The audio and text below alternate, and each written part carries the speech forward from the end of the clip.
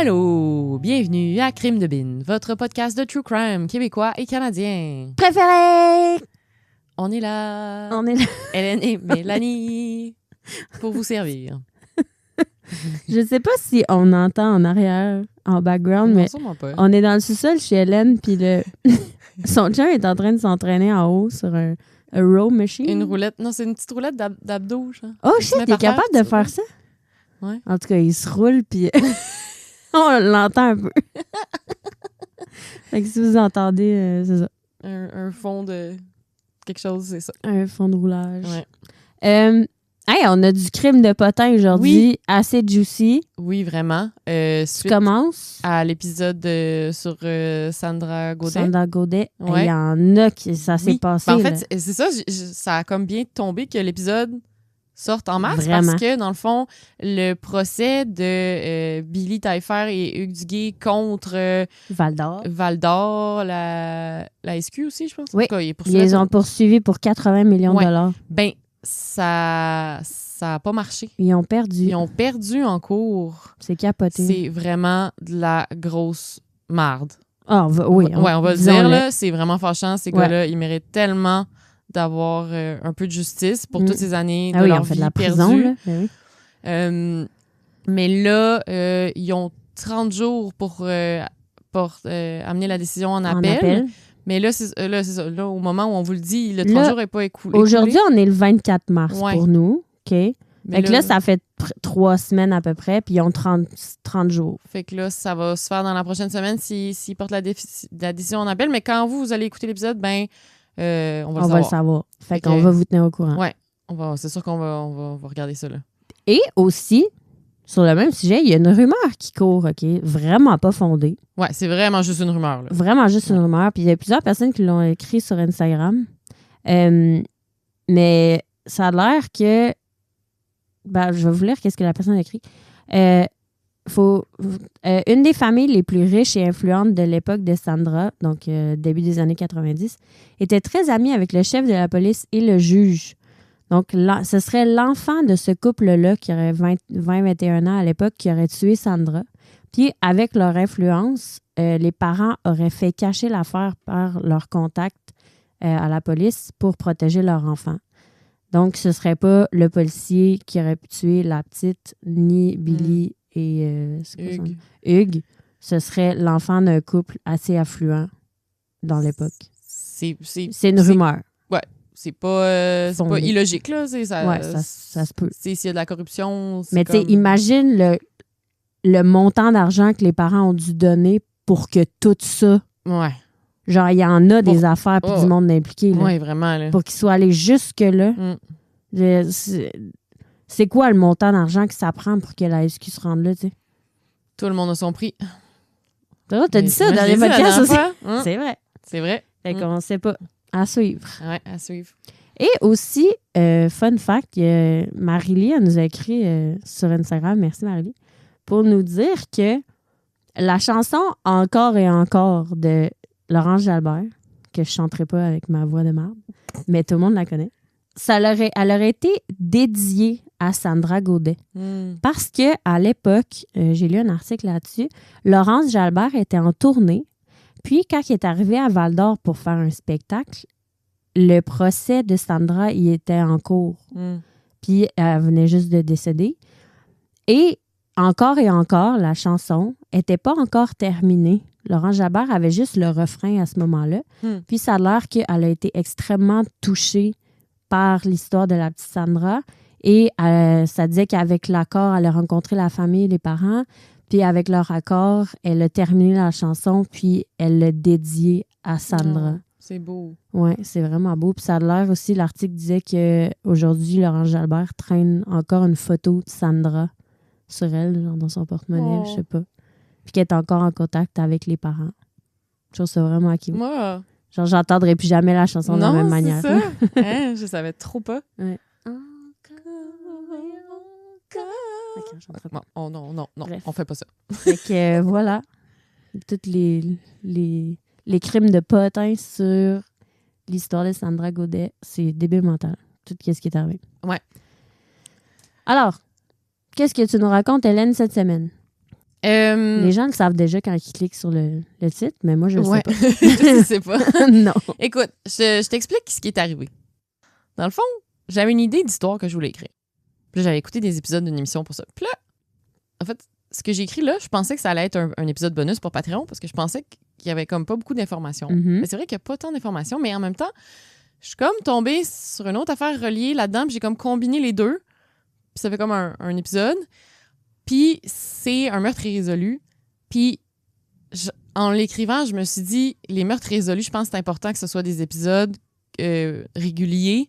Ouais. Parce que ça fait qu'on parle de l'histoire puis que ça pourrait peut-être faire que l'enquête pourrait avancer ou faire, en tout cas, je trouve ça important, les histoires irrésolues, d'en parler comme au plus grand public possible. Mm.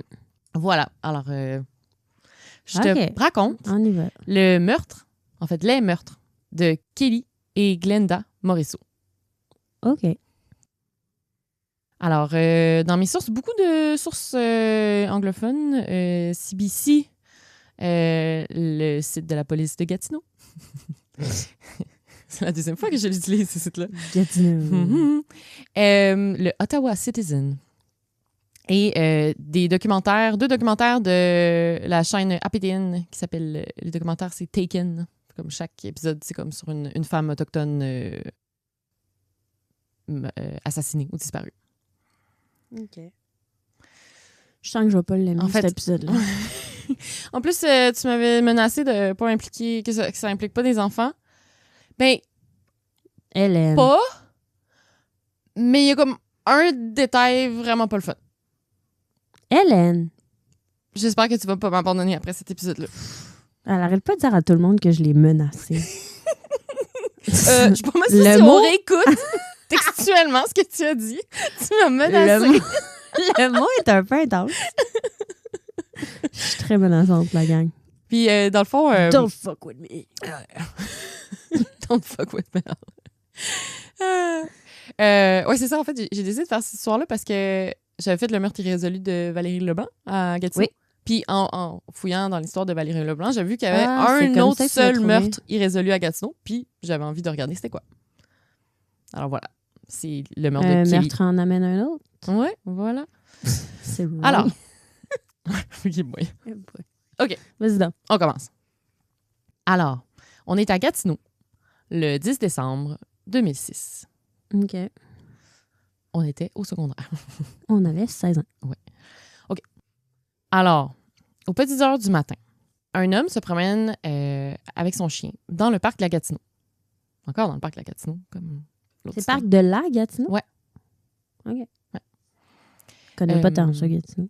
Je suis allée une fois chez tes parents, puis c'est tout.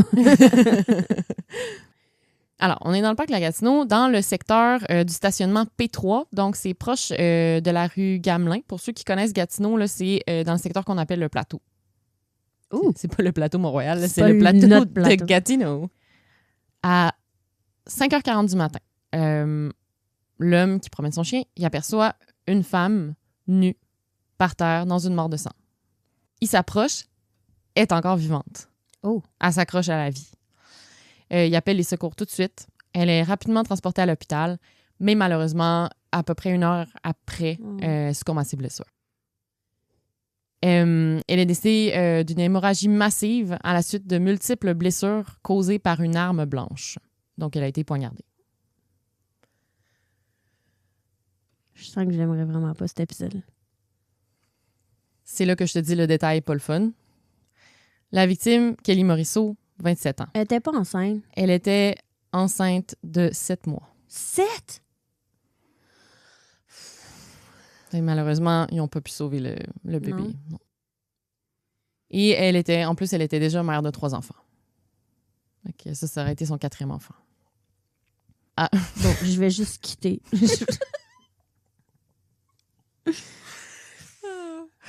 Ouais, non, c'est vraiment triste. Mais c'était la seule twist enfant. Et après ça, il n'y en a plus.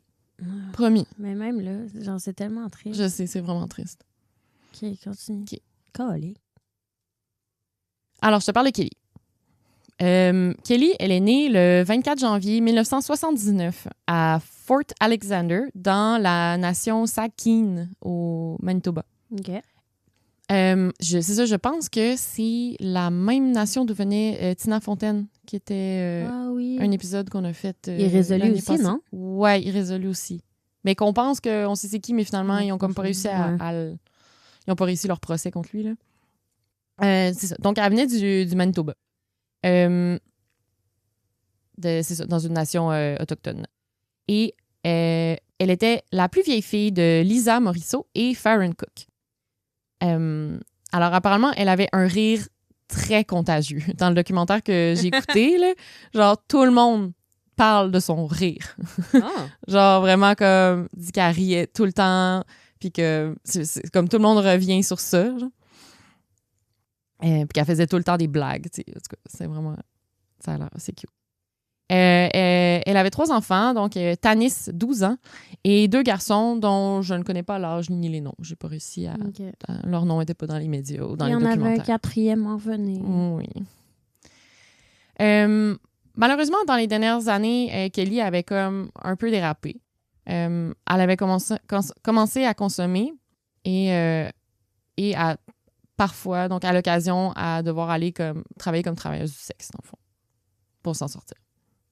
Elle avait perdu la garde de ses 3 enfants l'année précédente, en octobre 2005. Mais heureusement, c'est sa cousine Roxane, qui était comme... c'est un peu comme sa sœur. Ils se décrivaient comme des sœurs jumelles. Là, ils avaient comme le même âge, là, genre à 3 mois de différence, puis ils ont vraiment comme grandi ensemble comme des sœurs. Puis c'est Roxane qui avait pris la garde de ses enfants au Manitoba, dans le fond. OK. Fait qu'au moins, ses enfants étaient comme avec la famille. Elle savait qu'ils étaient en sécurité, qu'ils allaient bien. Mais son but, c'était vraiment de retrouver la garde de ses enfants puis de reprendre sa vie en main parce elle était juste malheureuse sans ses enfants. Alors, en retournant au Manitoba, elle avait comme réussi à reprendre sa vie en main, mais là, elle était récemment revenue à Ottawa. Puis c'est comme là qu'elle a reperdu le contrôle. Un de ses amis l'avait introduite au crack cocaine. Puis boy. Ouais, boy. C'est pas tant un bon ami. Pour ça, j'ai mis des guillemets. Ouais. Puis là, elle est vraiment retombée dedans. Elle avait recommencé à travailler comme travailleuse du sexe. Mais tu sais, elle était prise là-dedans, mais elle voulait quand même s'en sortir. Puis à Ottawa, elle avait un peu de famille et elle avait sa tante Doreen Morisseau qui habitait à Ottawa. Okay. Et au moins, elle n'était pas comme toute seule dans cette ville-là.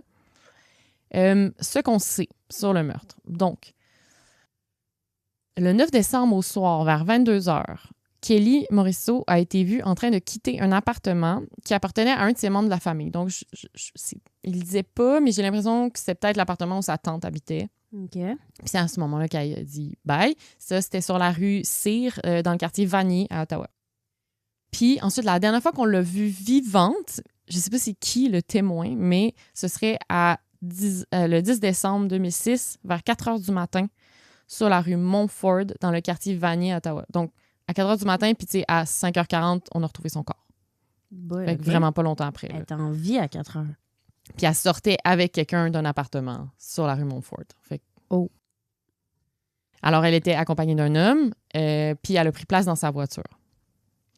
Et dans le fond, selon ce que l'enquête policière révèle, c'est que l'homme avec qui elle a embarqué, ça l'aurait probablement été pour des faveurs sexuelles, donc pour de la prostitution. Alors, c'est ça. Encore aujourd'hui, cet homme-là reste le suspect principal, mais il n'a jamais été identifié. OK? Mais on a quand même une description. Faute de preuves, I guess. Ouais. Mais en même temps, c'est ça. Moi, je vais finir là, mais ce meurtre-là, moi, je pense qu'il est 100% résolvable. Genre, je pense qu'il peut vraiment être résolu. Là. Genre, je pense qu'ils ont tout. Je pense qu'ils ont de l'ADN. Mais attends, quoi? De trouver le suspect. C'est pour ça que c'est important d'en parler de ce cas-là parce que je suis sûre qu'il peut être résolu si, comme la bonne personne parle. OK. Alors, je t'ai décrit... Je veux en savoir plus. Je t'ai décrit le suspect, puis on mettra le portrait robot. Là. OK. Alors, c'était un homme avec la peau blanche au moment, donc en 2006, entre 24 et 34 ans. De 82 à 91 kilos, donc 180 à 200 livres. Et entre 1m72 et 1m77, donc 5 pieds 8, 5 pieds 10. C'est quand même précis, mais ça peut quand même être vraiment beaucoup de jeunes. Oui, vraiment. Il avait une stature athlétique, les cheveux blonds, courts et frisés. Et il s'exprime en anglais et en français. OK. Quand même une bonne description. Ouais, c'est une bonne description. Puis, en plus, on a son véhicule de l'époque. Ah. Alors, c'est un Oldsmobile Cutlass Sierra ou Calais. Je peux pas J'ai dire aucune idée qu'est-ce à que quoi tu ça viens de dire. ressemble, mais bref, Ok. ceux qui connaissent les voitures. Datant de 85 à 90, donc quand même un vieux véhicule. Ouais. De couleur blanc, gris pâle ou argenté. OK. Avec des enjoliveurs à rayons, aucune trace de rouille et était en excellent état et très propre. OK. C'est quand même... on a beaucoup de Ben, choses, là. c'est ça, on a beaucoup de choses, là. Vraiment, là. C'est beaucoup de témoins qui ont rassemblé toutes Mais ces c'est ça, en fait, informations-là. ben, je pense aussi qu'il y avait peut-être des vidéos De caméras de surveillance de dans la caméras de rue. surveillance qui ont permis à la police de donner encore plus de détails. Ok. Là, mais c'est ça, je sais pas. C'est sûr qu'il y avait des témoins oculaires aussi là-dedans. Oui. Là. C'est ça. Le véhicule suspect et l'individu auraient été observés dans le quartier Vanier à Ottawa dans les jours précédant le meurtre. Fait que, tu sais, probablement qu'il habitait dans le Mhm. quartier Vanier. Là. Pas mal sûr qu'ils habitent plus là. Ouais. S'il est pas trop cocombe, il habite plus là. En même temps, on aimerait ça qu'il soit un peu cocon. Ensuite, d'autres preuves qu'ils ont trouvé, des objets appartenant à Kelly, ainsi que des éléments de preuve. Moi, ils disent pas c'est quoi les éléments de preuve, mais je me doute peut-être une arme du crime ou quelque chose de même, ont été retrouvés dans le ruisseau des Frênes, près du boulevard du Plateau à Gatineau. C'est à environ 1 kilomètre de la scène de crime. OK.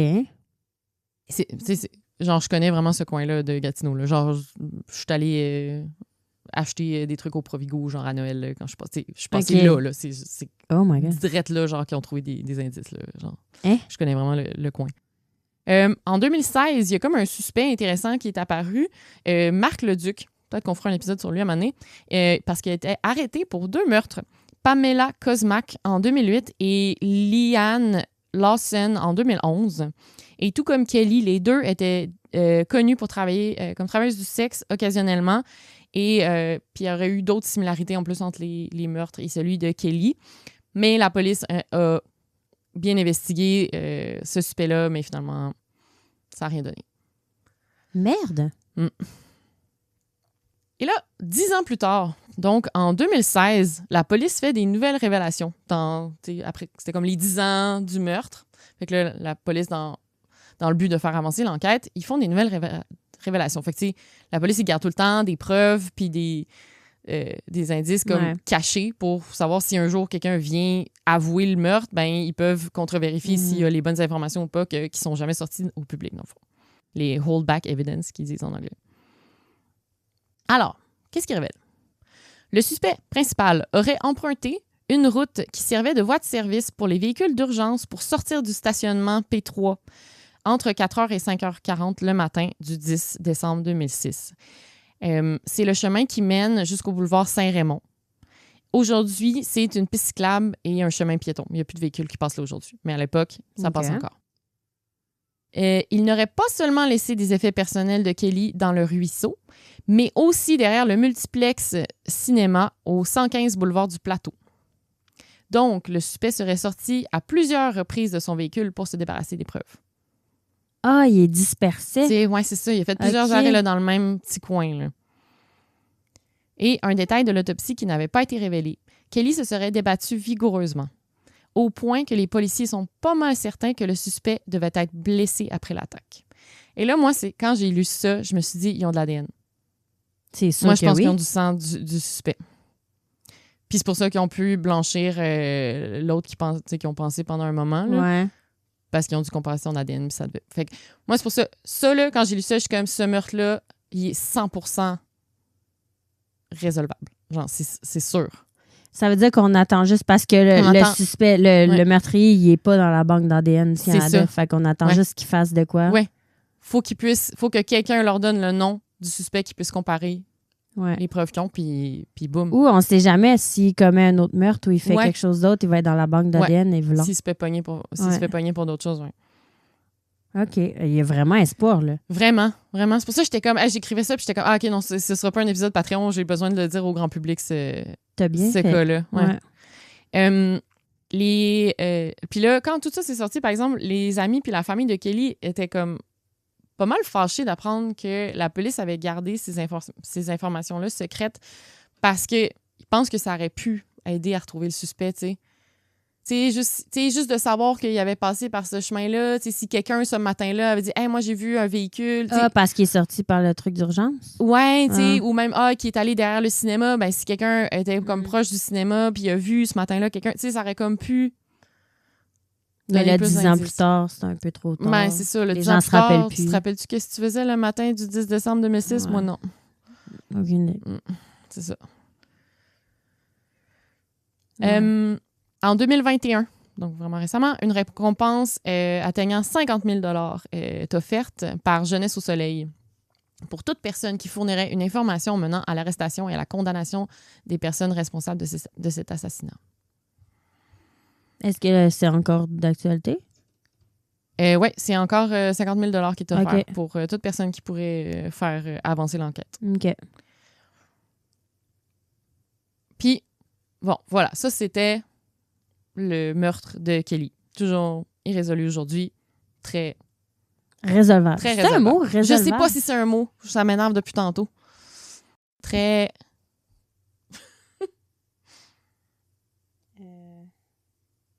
Oui, non, résoluble. Résoluble. Résoluble. Mais oui, Bon, je m'excuse, là, je disais un mot qui n'existait pas depuis tantôt. Là. C'est résoluble. On l'a googlé. Ça commence à m'énerver.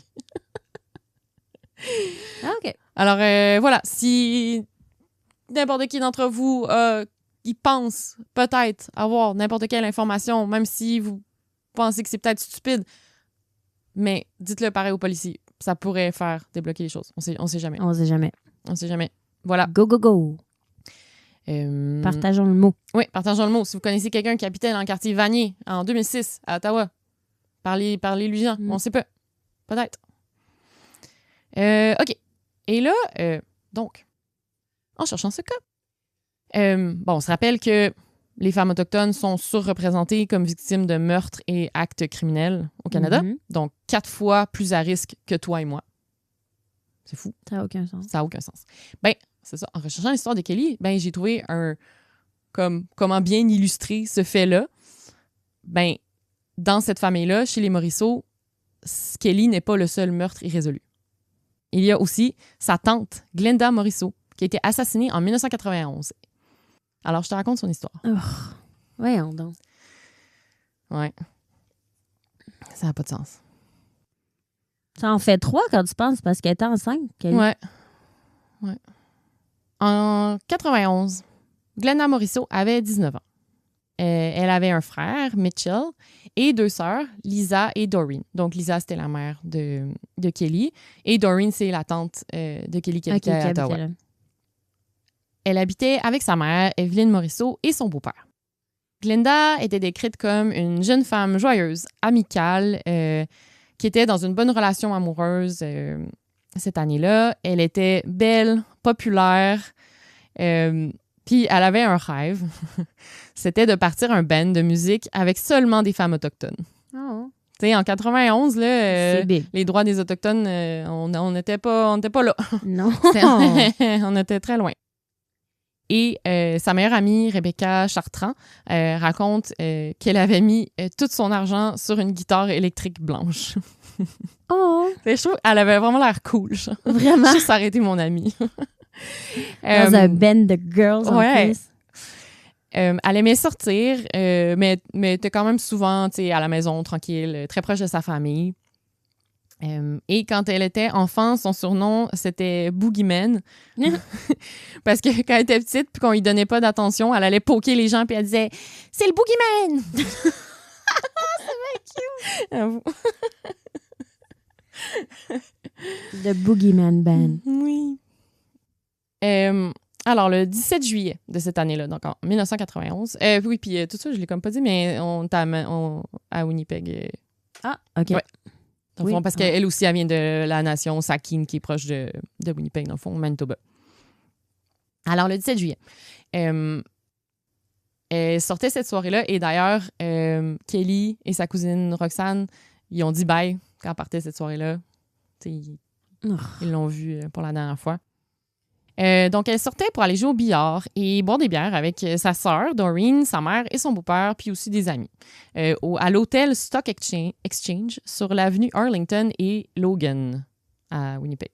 OK. Alors, ceux qui connaissent Winnipeg, ça a l'air que ça se passe dans un hôtel. C'est quand même drôle. Au lieu le bar de l'hôtel, c'est là que ça se passait en 91. Ça a l'air. À la fermeture du bar, Doreen ramène Glenda chez elle, au 77 avenue Logan. Il était environ 2h30 du matin.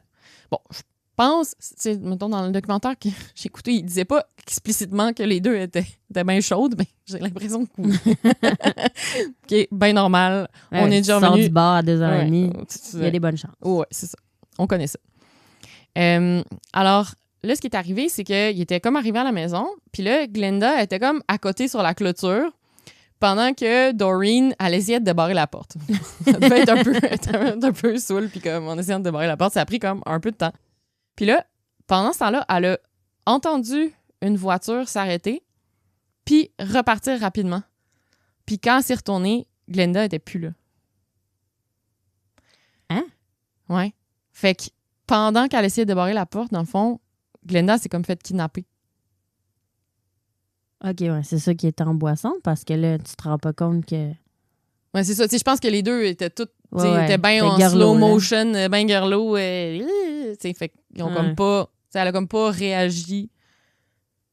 Aïe, tu dois-tu t'en vouloir? Ah, que c'est triste. Donc, vraisemblablement, son meurtrier serait la personne au volant de cette voiture. Alors, au moins, elle a vu la voiture qui était un modèle plutôt ancien, un station wagon. OK. C'est vraiment un char des années 80, foncé. Puis le conducteur, c'était un homme d'âge moyen, là, genre 30-40. Là. OK. Ensuite, sa famille a rapporté sa disparition et, là, directement, la police a assumé que c'était une prostituée. Ben oui. Ben oui, elle était autochtone puis elle faisait le party. Hein? C'est sûr. Oui, franchement, c'était genre une jeune femme qui voulait être... à 19 ans, t'as vu? Ouais. Elle ne travaillait pas comme travailleuse du sexe, non. Alors, pendant des semaines, la famille cherche et c'est finalement le 7 août, donc quelques semaines plus tard, que les policiers sont arrivés au domaine familial et ont demandé qu'est-ce qu'elle portait et de quelle couleur étaient ses ongles. C'est là qu'ils se sont doutés qu'ils l'avaient retrouvée. Alors, ce qui est arrivé, c'est qu'il y a des employés d'un chantier qui l'ont découvert. Donc, c'est dans le secteur industriel de Saint-Boniface à Winnipeg, au bout de la rue Youville, proche de la rivière Seine. Comme la Seine à Paris, mais ça a l'air qu'il y a une Seine à Winnipeg. Peut-être un peu moins cute que Paris. Malgré que c'est beau, Winnipeg. Je suis jamais allée. Moi non plus. J'ai vu des photos. Mais ça, c'était comme dans un secteur industriel. Fait que c'était peut-être pas super cute, là. Alors, son corps était assez décomposé, donc ça faisait probablement plusieurs jours qu'il était là. C'était l'été, en plus. Elle était vêtue seulement d'un T-shirt, de son jacket puis de ses bas, donc elle avait rien. Elle était nue à partir de la taille. Ses mains étaient liées dans son dos. Et son crâne avait été fracassé avec un bloc de béton. C'est ce qu'on croit qui a causé la cause du décès. Puis en plus... Voyons donc! C'est dégueulasse, là. J'ai mal au cœur. Calique. Ouais, c'est rough, là. Une autre phrase de détail morbide, là. Dans le fond, elle avait aussi été sévèrement battue. Elle avait des os fracturés dans le visage. Et les policiers pensent aussi que la scène de crime, c'est probablement pas là où on l'a retrouvée, que ce serait probablement dans la voiture. Puis ils pensent aussi qu'elle est morte depuis le jour de son enlèvement. Là, qu'elle n'a pas vécu plus longtemps. Là. Ça faisait plusieurs semaines qu'elle était décédée. Non, c'est ça. La police est convaincue que la motivation du crime était sexuelle. Elle pense aussi que le meurtrier n'avait pas nécessairement l'intention de la tuer au départ, que c'était vraiment comme un crime sexuel, puis que finalement... Il n'y a pas eu le choix, Ouais, genre... Ben, je sais, mais... Que ça a comme viré... En tout cas, ça, c'est la théorie des policiers, là. OK. Et ils pensent aussi que le meurtrier devait bien connaître le quartier de Saint-Boniface. Parce qu'il connaissait ce coin-là où il pouvait laisser un corps, là. C'était pas un inconnu de Winnipeg, là. Malheureusement, l'enquête n'a jamais mené à aucune arrestation ni suspect sérieux. En 2014, le projet Devote a été créé. C'est une coopération entre la police de Winnipeg et la GRC pour enquêter sur des meurtres irrésolus. Donc, ils regardent ce meurtre-là un peu plus sérieusement depuis 2014. J'ai lu ça. Quand Russell Williams, on se rappelle, le colonel tueur, colonel tueur en série, a été arrêté, la famille et la police se sont demandé si ça pourrait pas être le meurtrier de Glenda, parce que son meurtre s'est passé pendant une période de 2 ans où Russell Williams était au Manitoba comme instructeur pour les forces canadiennes. Oh, shit! À l'école de Portage. OK. Une école à Portage de la Prairie. Ouais. Puis ça a rien mené? Ça n'a rien mené. Non. C'est comme la seule hypothèse que j'ai lue, genre, dans tout ce que... Ben, il n'y avait pas beaucoup d'articles à propos de ça, là, mais c'est comme une des seules hypothèses. Est-ce que, tu sais, là, on se demande, est-ce que c'est parce qu'ils n'ont vraiment pas assez de preuves puis vraiment pas assez d'informations, ou c'est parce qu'ils se donnent juste pas la peine? Ou... Oui, ben, la face, c'est que s'ils se sont pas donné la peine à l'époque, ce qui se peut très bien, il y a peu de chance. C'est qu'aujourd'hui, s'il n'y a pas assez de preuves dans le dossier, ben, même s'il y avait un bon suspect, est-ce qu'il réussirait à le prouver? C'est ça, je sais pas qu'est-ce qu'ils ont comme preuve. Là, ils ont-tu de l'ADN? Ils ont-tu, tu sais... Fait que son meurtre est toujours irrésolu aujourd'hui, mais la police de Winnipeg fait dire qu'il est jamais trop tard pour recevoir des informations, puis que c'est plus important que jamais de divulguer toute information, même si elle peut paraître anodine. Genre une conversation entendue, une telle personne était à tel endroit à tel moment. Et si vous visitez Winnipeg aujourd'hui, son visage est sur une fresque en dessous du viaduc de l'avenue Portage, avec d'autres visages de femmes autochtones assassinées. Et je ne sais pas pleurer en le disant. Pour finir, Rebecca, la meilleure amie de Glenda, là, qui a dit que elle serait vraiment fière des jeunes autochtones aujourd'hui, puis que les choses ont quand même évolué, et qu'il y a quelques années, elle avait vu un band formé que de femmes autochtones. Ah, puis ça lui a fait penser à elle. Elle s'est dit que Glenda serait vraiment fière. Oh, c'est bien cute. Oui. Hélène a pleuré. Oui. Oh. Voilà. Hey, j'en reviens pas. La pauvre famille Morisseau. Ça n'a pas de sens, là. Ça n'a aucun bon sens. 2 meurtres irrésolus dans la même famille. C'était 91 proche, puis 2006. C'est pas tant long, là? Non, en 15 ans. Puis, tu sais, comment ça s'appelle? Doreen, c'est la dernière personne à avoir vu les 2. À quel... Oh my God. Voilà. C'est ça. Je suis comme tombée là-dedans. Puis là, quand j'ai vu... Tu sais, je cherchais les informations sur Kelly, puis là, je suis tombée sur le truc de Glenda, puis j'étais là, ben là, je peux pas parler de Glenda. J'étais comme, OK, là, faut que j'étais comme, OK, je combine un épisode les 2. T'as bien fait. Ouais.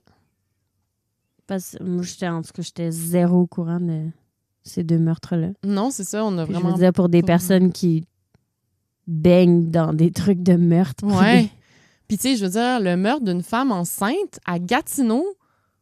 Qu'on n'en a pas entendu parler. En 2006, en plus. Oui, pourquoi on n'en a pas entendu plus parler? Bien, clairement, parce qu'elle était autochtone. C'est la seule raison. Mais c'est quoi le style de rapport? Aucun. C'est quoi le rapport? Racisme. C'est quoi? Il y a genre une nouvelle, mettons, il y a quelqu'un qui appelle un reporter, puis il dit, il y a ça qui vient d'arriver, une femme autochtone, puis ils font, on n'a personne à envoyer sur place, genre, on n'a personne à... Ben, c'est sûrement Il qu'il n'y y a a des pas petits- un des petits- journaliste. Non, mais un- il y a des petits articles qui sortent, mais tu sais. Ouais, des mini, mais rien Ouais, de... Non, c'est ça. C'est le syndrome de la femme blanche. Là. La belle petite blonde qui se fait Sacrement. assassiner, on va en parler pendant des semaines, des mois, des années. Puis C'est les autres, non. frustrant. Ah, c'est frustrant. Vraiment. Fait que voilà, c'est important d'en parler. Vraiment. Mm. Merci beaucoup de nous avoir écoutés, tout le monde. Oui, merci beaucoup. Merci, Hélène. On On va va- aller essayer de surmonter le moral Ouais, après on va ça. aller- Ça va, nous. Essayer de... hein? Ouais. Si vous voulez vous remonter le moral aussi, vous pouvez aller vous abonner à notre Patreon et écouter plus d'épisodes. La plug, toi! J'ai encore les larmes à l'œil, puis genre, La je plug plug. notre Patreon. Allez, abonnez à mon Patreon! C'est ça. Sinon, continuez à nous écrire. C'est ça. Non, On vous aime. on s'apparaît-tu qu'on sait jamais comment conclure nos épisodes? Ouais, On finit les histoires, puis on est là. Voilà. ok, voilà. Voilà, c'est la fin. Point. On Point. est vraiment nuls là-dessus. Mm. On fait Après quoi, 60 épisodes quasiment qu'on est rendu? comme ça. Oui, c'est le 60e. Is it? Oui. Félicitations! Félicitations, nous. Félicitations nous! Ouais. On est-tu bonnes? Ouais. Et qu'on est On est bonnes. des vrais pros. On est vrais pros. Écoute, on n'a aucun micro sur mute. Non! Non. Crime! On Ouais. est en feu. Ouais. On vraiment. enregistre comme de la bonne manière. Ouais. On n'a même pas eu à demander à mon chum de Non. nous setter la console. Même pas à ton résident Airbnb non plus, Non plus à mon coloc. qui nous ont aidés qui nous a aidés la dernière fois. OK. Bon, ben, merci beaucoup de nous écouter. On vous aime très fort. Passez une belle semaine. Oui. Bye. À la semaine prochaine. Bye.